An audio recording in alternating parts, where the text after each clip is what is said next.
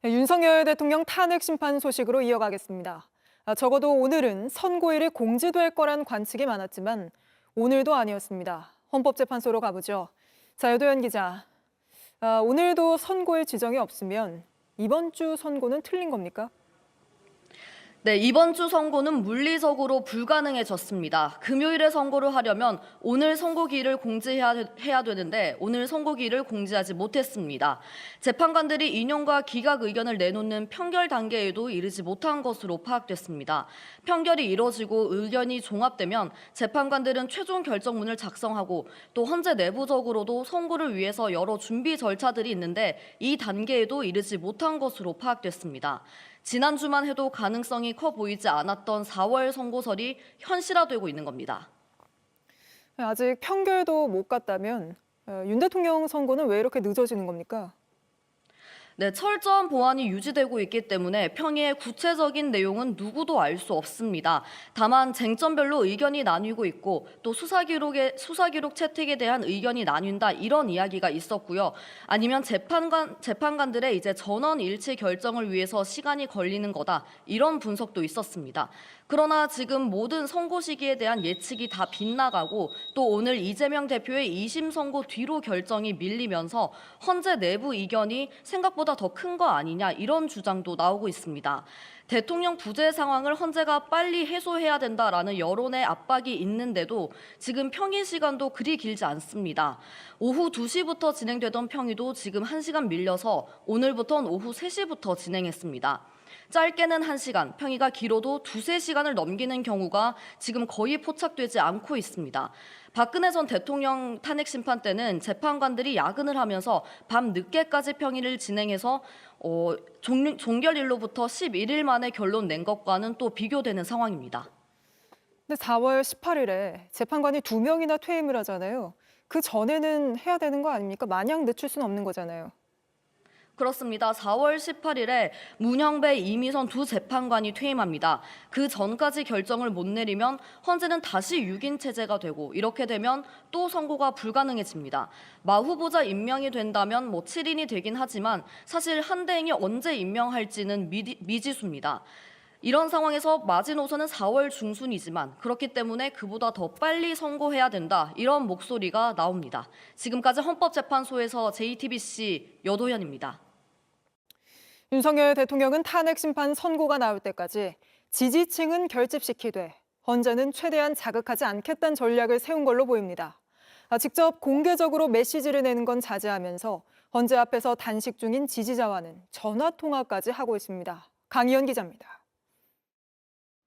헌재의 탄핵 심판 심리가 길어지자 여권에서 윤 대통령 직무 복귀에 대한 기대감이 커지고 있는 가운데 윤 대통령은 지난 8일 석방 이후 정치적 메시지를 자제하고 있습니다. 대신 지지층만을 향해 위로와 격려를 담은 메시지는 내고 있습니다. 윤 대통령 측은 어제 헌재 앞에서 탄핵 반대 단식을 벌이는 지지자와 윤 대통령이 직접 통화를 한 사실을 공개했습니다. 숭고한 뜻에 감사하다, 건강하셔야 나라를 바로 세우는 일에 함께할 수 있다며 윤 대통령이 단식 중단을 요청했다고 밝혔습니다.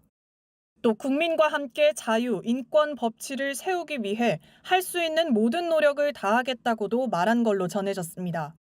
지지자의 건강을 걱정해주는 말을 하면서도 사실상 지지층 결집을 유도한 걸로 읽히는 대목입니다.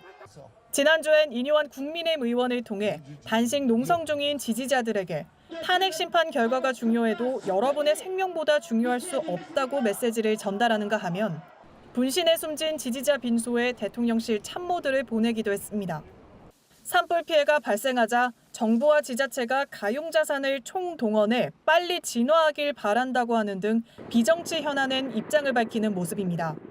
계엄의 정당성을 강조하는 강경 발언으로 지지층 결속에 나섰던 것과 달리 탄핵 심판 선고를 앞두고 헌재를 자극하는 발언은 하지 않겠다는 전략이란 분석이 나옵니다. JTBC 강희연입니다. 네, 윤 대통령의 지지자들은 또 헌법재판관 집 주소를 찾아냈다며 몰려가서 협박을 일삼고 있습니다.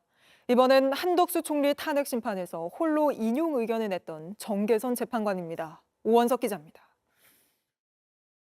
12.3 비상계엄을 환영한다고 주장한 윤 대통령 지지자가 어디론가 향합니다. 이미 갔어요. 갔어요? 네. 벌써? 와, 몇 분에 갔어요? 7시 반에 갔어요. 7시 반이요? 네. 서울의 한 빌라 앞에 도착해 피켓을 든 다른 사람과 대화를 나눕니다. 피켓에는 나는 공산당이 싫어요라고 쓰여 있습니다. 윤 대통령 탄핵에 반대하는 극렬 지지자들이 모여 오전 일찍부터 피켓 시위를 벌인 이곳.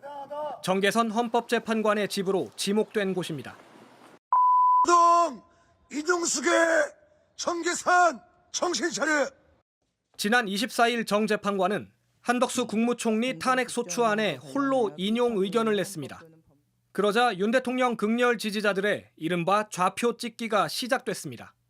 온라인 커뮤니티에서 집 주소가 유출됐고 단체 채팅방을 통해 공유됐습니다.